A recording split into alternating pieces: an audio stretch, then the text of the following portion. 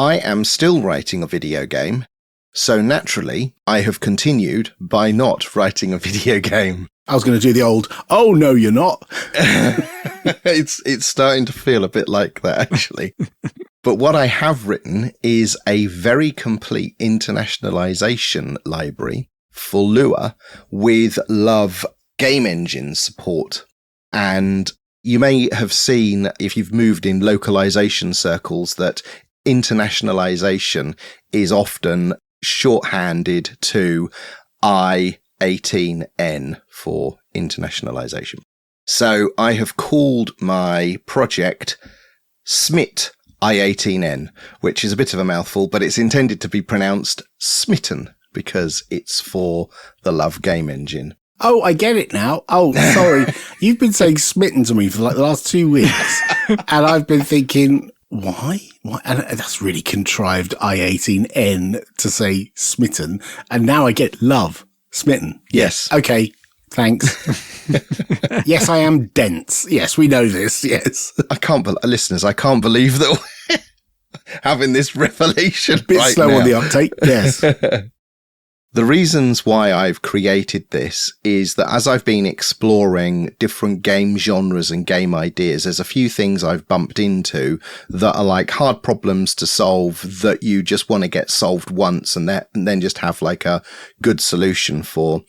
And localization was one of them, because at the end of this exercise, I do intend to make a video game that I can publish and sell for actual money.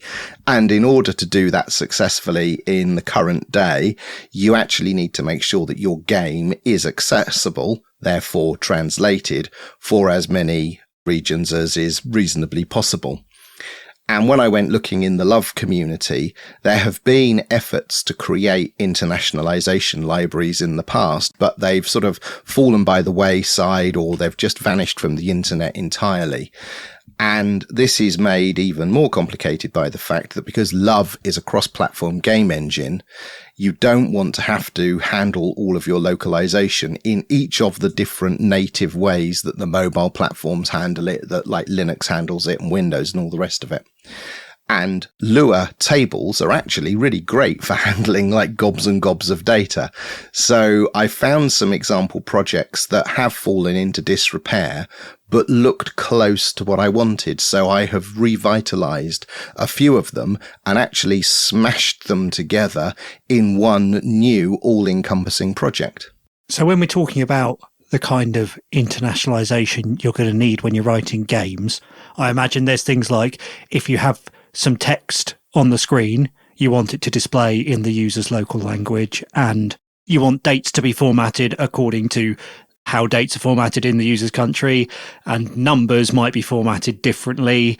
Are these all the sorts of things that this covers? Yes, indeed. You're spot on there. And that last one about locale aware, number formatting and dates and currency was a key one that I couldn't find like a current solution for. And I've worked on integrating with the help of an old library that I found. But yeah, the idea here is that, you know, if you're playing the game, even in like menu systems to turn audio on and off or set your display resolution, there are some standard, you know, text that needs to be displayed on the screen in a language that the user can understand in order to just configure the game, let alone interact with characters within a game or, you know, status information and stuff like that. So yes, I've gone deep into localization and I found a project called i18n.lua, which is quite complete and very powerful, but it hasn't been updated since 2017. And that GitHub repository is sitting there with lots and lots of really interesting improvements and additions from actual game developers at actual game studios. And so I decided that I would start with that and then cherry pick all of that good work that was sitting there. So you mentioned they're actual game developers, and it got me thinking a few things that are all kind of loosely tied together. One, you mentioned last time you talked about this, that one of the targets was game jams, and game jams tend to be fast-paced, as in the development cycle. And often translation is not a thing that people particularly care about when they've only got 48 hours to crank out a game, right? But some retail games, shall we say, completed games that are published, originate in game jams around the world often. And that feels like people are setting themselves up to fail if they don't. I'm not trying to sell your product for you, but like it feels like you're setting yourself up to fail if you don't do internationalization early on, because you're only going to have to do it later. And once you've already got all the code written, you've got texts everywhere, it's harder to do. So like, I can totally see why you're doing this and why aiming at game jams is a great idea. You've certainly thought about this. What my question is what do people normally do? How would you internationalize a game if you didn't have this? So some of the bigger engines do have these facilities, for example. So if you're using Unity, or I think Godot and I know that Unreal have these facilities built in. Love is obviously a sort of smaller framework, but I have watched countless videos from small indie game studios where they didn't think about localization up front and make it, like you said, a thing that existed from day one. And in some cases, their game has failed because it just hasn't had localization. So one of the bits of advice from the small studios that they've learned is translate your Steam page from the very beginning and state that you are going to localize the game, and then look at where the wish lists are coming from, what regions the wish lists are coming from, and then prioritize those languages in your localization efforts. And you mentioned game jams and starting quickly. So one of the other things I've done with this is it's not just a translation engine. I mean, it is. It does all sorts of clever things. It's got rich text interpolation. It handles pluralization, which to us English speakers sounds like a simple thing. But if you are a Russian speaker, plural forms, there is about 6 of them, depending on the volume or number of entities that are plural. Yeah, and this is common in a lot of languages. So it's handling all of the difference between one, a few, some, many, and loads. There are different plural forms. And like Mark said, the locale aware number formatting. But then I've also created complex dialogue support. So you can have branching conversations and character specific translations and context aware responses. I prototyped this thing with a shop, and having the shopkeeper say hello every time you entered the shop was a bit dull. So it has a randomization factor, and he has like 20 different greetings. So he greets you differently. So there is a finite number, but there's a little bit. And the way that he greets you then triggers like the way that branch of that conversation goes. So the other different phrases that they use. But the key thing I've done is I found a project from Polyglot Game Dev, which is a project from about 10 years ago. And they crowdsourced a load of game-specific phrases.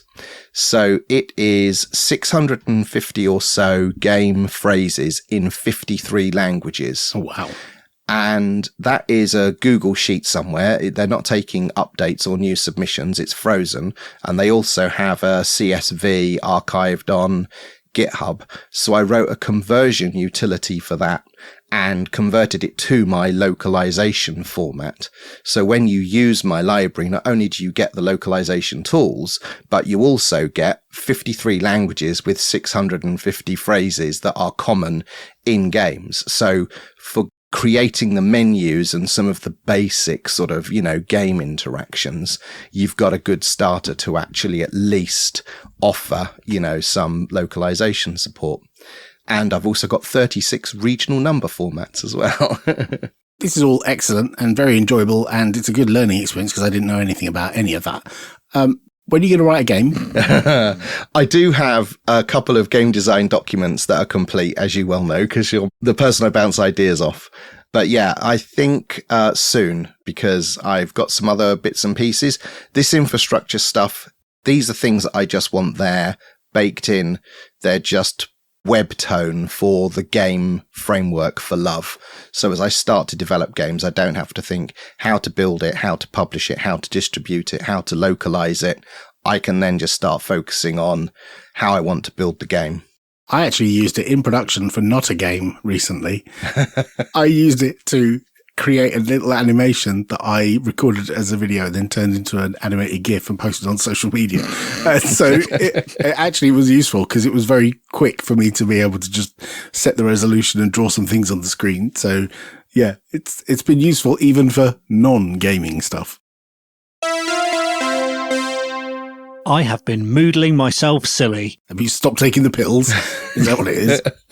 By the time you hear this, Moodle, which is the open source online learning platform that I work on, will be in feature freeze for its 5.0 release. And I have been contributing some fairly big things to it. So I thought maybe I could give you a bit of a rundown of what's been going on. Is 5.0 like big anyway, as well as, Mark's big things? Is it big, with outside of your contributions? I mean, there's a lot going on. The rate of change in Moodle is quite rapid at the moment, but this is actually the first in their new release scheme, basically, to try and keep things a bit clearer between major version numbers and how plugins are supported. So this is the first release of the 5.x series, and there'll be a set number of releases in that series, and then the last one will be the long-term support release. Oh. So the idea is that then plugins will have a release that supports the 5 series and then a release that supports the 6 series, rather than having to sort of do interim releases and not necessarily know whether how far back you need to be backwards compatible. So hopefully it should make things a bit easier for plugin maintainers going forward. And also it makes it easier to deprecate old APIs as well, because it's less time that they have to hang around before they get hoiked out. But anyway, a bit of background on what I've been doing. There are 2 areas of Moodle where I've been focusing. So the first is Moodle's backup and restore system. So Moodle works by you create some courses and you create activities and resources in those courses, and then you enroll students and they can do, they participate and they can access the resources. But because you might have multiple courses, you might want to reuse some of those things that you've created. So you can copy them and you can create backups, and you can back up to another course on the same system, or you could back up to a course on a completely separate instance of Moodle. And each plugin sort of defines its data in a way that supports Moodle's backup format. Alongside this, you've got an assessment system with a quiz module, and you have questions which you can include in your quizzes. And the questions can also be shared between courses because, for example, you might be a maths teacher and you might have 4 different maths classes that you teach throughout the week. And you might not want to be creating your questions that you're going to give to students on all 4 classes. And you might have other teachers in your department who want to reuse those same questions across their courses. So there's this mechanism in Moodle for sharing questions between courses using the question bank. Where this gets complicated, in case it wasn't complicated enough already, is what happens if you back up a quiz that uses questions which are shared with another course. And what happens if you back up the quiz and restore it to a course which also uses those shared questions? Things can go wrong. What you often end up with in the past is you end up with duplicates of your shared questions all over the system, and it's made things a bit messy, or you end up with just breakages, things that won't back up or restore.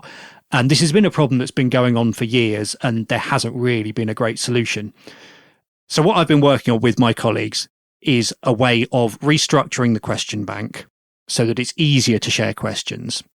In particular, my focus from this has been to work on avoiding question duplication. So when you restore a question into the system, it can work out, does that question already exist? Which we used to have a nice, easy way of doing, but then we made everything a lot more flexible, and that made this question a lot harder. And we've ended up with, yes, a lot of duplicates, but also a lot of breakages. So what do? Do you SHA-sum the question, or does every question have a unique UUID? How have you done this? The first one, actually. Right.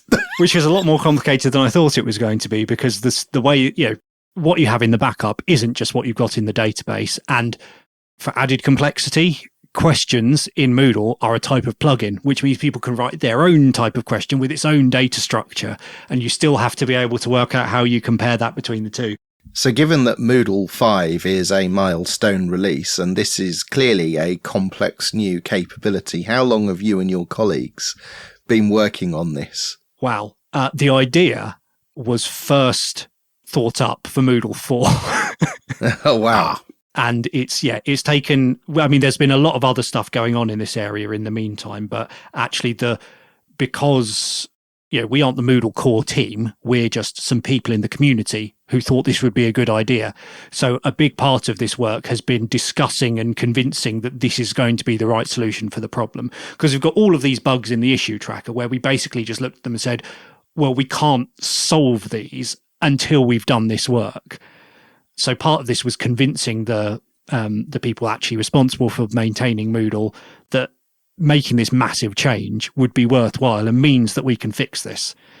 So alongside this work, there's also been a whole load of bug fixes I've been working on, because we've had power users testing all of this and doing upgrades and seeing if it works, and finding that in some cases, because of the historic problems, it doesn't work, and we need to add in some stuff to the upgrade process to fix the busted data first before we try and do this upgrade. And then among all of this is keeping an eye on the performance, because when you're running stuff like this and you've got lots of questions and lots of users and lots of joining between tables in relational databases and trying to load all of that into a web page, there's always issues with performance that you need to keep an eye on. So I've been thinking a lot about how we can optimize that and how we load data and which data we're loading. And one of the big fixes that I've been working on now is how we make it so the upgrade process doesn't take too long. If you've got a site with all of your questions in the old structure and you're moving them to the new structure, how we make it so that you don't have to have your site down for too long or parts of your site unavailable for too long while that happens.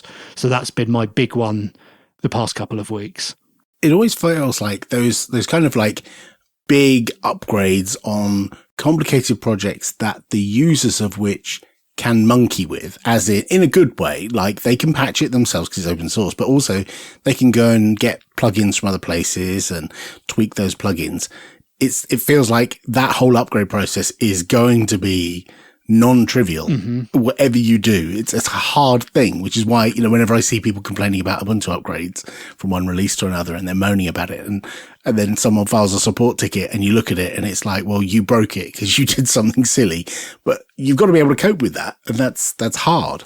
Yeah. I mean, some of these bugs I've been having to go back 3 versions of Moodle to get to a situation where I can create the bug that's now happening for someone 5 versions later and then doing an upgrade, because in the current version you can't reproduce it. It's not a problem that exists anymore, but because people have been running these sites for 10 or 20 years and upgrading and upgrading and upgrading, suddenly we've got all of this cruft which you have to take into account because it might be there. So now you and your team have identified this big ticket item and you've cracked the back of it. What's the next big problem that you're going to sink your teeth into in Moodle 6? Rewrite it in Rust. We have had that come up in the forum. When are you going to move Moodle to a NoSQL database? But in all seriousness, I mean, there's always more ideas coming in, but I think our focus right now is bug fixing and making sure that everything's working. We're sort of making incremental improvements over things like, when you've got a question bank that's full of questions, how can you filter it down to the ones that you're actually interested in, adding lots more dimensions to how you can filter things, which also helps because there's a question randomization feature in the quiz which uses those same filters. So this makes it more flexible for how people build their quizzes. But I think one of the big focuses is just on tidying up and making sure that everything that we've done is really solid and maintainable for the future. I have once again been getting to grips with Django. Back in episode 45, I talked about learning a bit of Django by fire, by diving into somebody else's project, and that project was Savannah. And quick aside, Savannah is an open source community relationship management tool. It's an application that you can either use the SaaS version, but it's also open source, so you could run it on your own estate, your own laptop, or a server you run. And it's written in Python by Michael Hall and some contributors, and it uses Django as a framework, and it's got some pointy edges, and I've been trying to smooth them out. And I've taken another look at it. I've taken a break from it for a while, and I've come back to it and been hacking on it recently. And part of that was because a couple of people nudged me and said, "Hey, when are you going to do a pull request with all these things you talked about weeks ago?" I'm like, "Oh gosh, yes, I should." So I found some time and I started hacking on it, and I kind of pulled together the various threads of changes that I've made. It's not done yet, but I have put together a work in progress. So it's a draft PR on GitHub against the upstream project. So I forked it and cloned it and then made some tweaks. But it's quite a challenge. I have learned a lot about Django and Python and Docker and a whole bunch of other stuff. And I found it super interesting diving into this, and having somebody else's project to pick up, a bit like you, Mark, with Moodle. Like, it existed before you turned up. And you're obviously doing a bit of archaeology. And I feel I'm doing the same kind of thing with Django because it was written by basically one person. And I don't understand fully how it all fits together because there is missing documentation. It's kind of, well, it works for me. And, the SaaS version works and I don't have to touch it. But I wanted it to be possible for people to contribute. And one of the blockers for contribution is it's not actually straightforward how you can run it on your local machine in a way that, you're not going to mess things up with, loads of Python packages and stuff. I wanted to be able to run a Docker container either on my machine or on a remote machine and be able to hack around with the code. And that's what I've got. I've got it to a point where I'm just using SQLite as the database. And it works. I've still got some bits left that I need. The big ticket things that I need to do is make it a proper production instance that I can put in Docker. Because at the moment it's just development. And if I touch the files on my hard drive, they are reflected directly in the container. They're mapped through into the container. So you can hack on the code. That's what it's for. So you can hack on the code and it's all running in the container. It's all safely containerized, but you can manipulate the Python on your laptop and immediately see the changes in the web. And that's what I wanted. But I also want to have a production container that doesn't use SQLite and that contains all the code that needs to run and doesn't map it from your laptop so that you can build a container and deploy it on another machine and use a proper database. And that's been a bit of a challenge in the past, but I now understand it a lot better. And I feel like I'm building the building blocks of my knowledge to be able to get to that point where I can build the production container.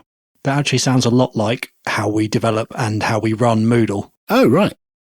It's quite novel to me because I don't do this. Like in previous years when I containerized an application with Snap, when you build the Snap, it's actually quite convoluted to be able to edit the things that are in there. You kind of make this read-only image, and you can unpack it and then poke around and mount it, and it's a bit unpleasant. Whereas this is actually quite a bit easier. Yeah, one of the things I loved about Flutter was the hot reloading facility. So you can work on the code and it just instantly reflects what you're working on, as you've just both described. And that's probably the next not game thing I work on in Love, is a sort of a hot reload kind of facility, because I miss the immediacy of that. You have to sort of rebuild the game and rerun it. And that's no good if you want to test something 20 levels deep. Right.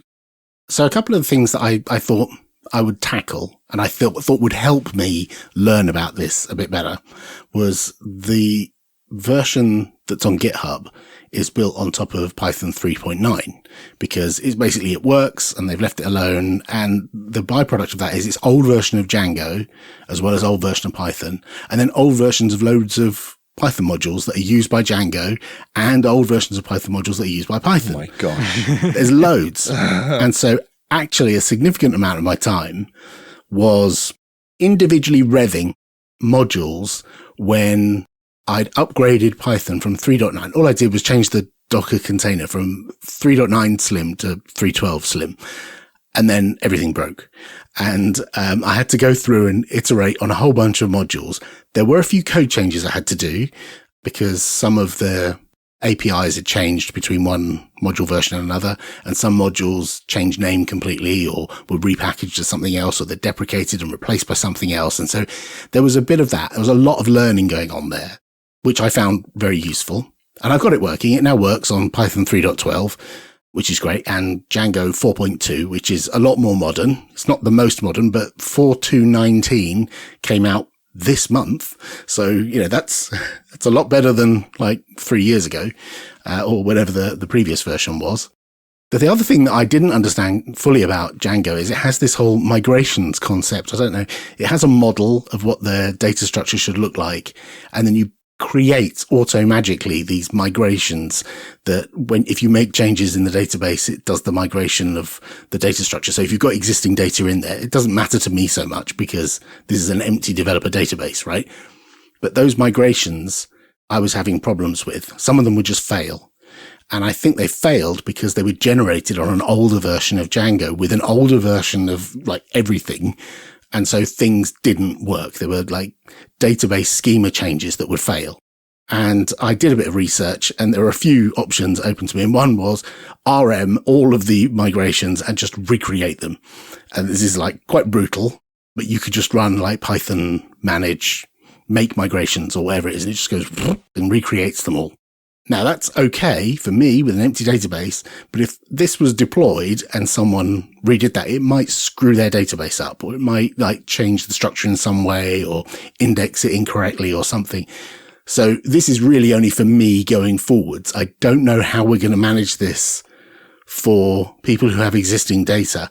I don't think it's a lot of people. So I think I might be okay. I think Michael, the maintainer of the project, is the only person who's going to be adversely affected by this because he's got the SaaS version, which has lots of data in it from lots of customers, right? And I don't know what he's going to do about that.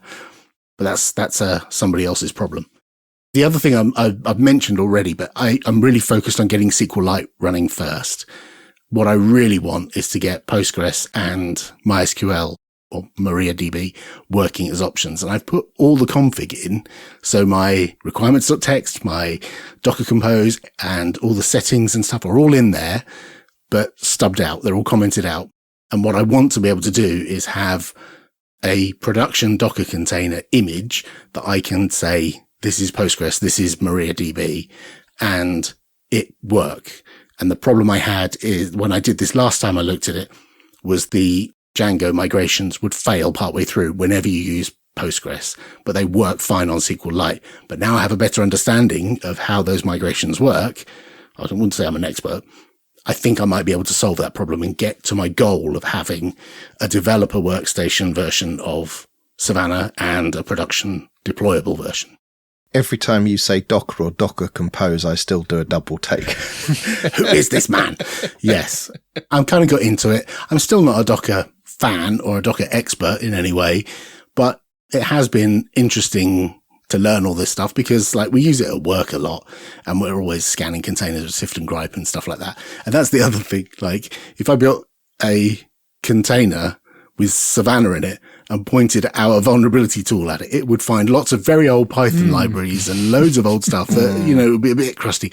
And I don't really want to put my name on that, which is why I wanted to upgrade from Python 3.9 to at least something in this century version of Python. And it's going pretty well. I'm enjoying it. That is rule 101 of ethical security is don't put anything out on the internet and in the wild that you wouldn't be happy with running yourself. So good on you. Yeah. Well, we'll see. So I'll put a link to the PR, the draft PR in the show notes. It's a mess and it's not finished and I've got loads of work in progress stuff. And the other thing is the title of the PR is like add Docker config, but there's like a migration to Python 3.12 in there and there's a migration to Django 4.2. I don't know how to pick those apart because they're like, I couldn't, in all honesty, create a Docker container that is built on 3.9 and is horrible. I would rather just do the whole lot. Now, it may be that PR never lands and it's just forever, sat in draft. I don't know. I don't know what the right thing to do there. I know I should have done atomic changes, but that was very hard because I couldn't even get to get 3.12 working. I had to do loads of changes and redo all of the migrations. There's so much changed because nothing has changed in that code base really for a couple of years. So yeah, I think at the next open source conference where I bump into Michael, I'm going to have to ply him with some beer and say, just merge it. It'll be fine. It'll be fine. But if anyone else has any good stories of how you shrink down something like that and break it down after the event, I'd love to hear it. I have in the past done this where I've committed a load of stuff and thought, oh no, this does 4 different things, and then gone through with git amend and worked out which bits belong in which commit and managed to break it out so each thing is actually a sensible atomic thing I can describe.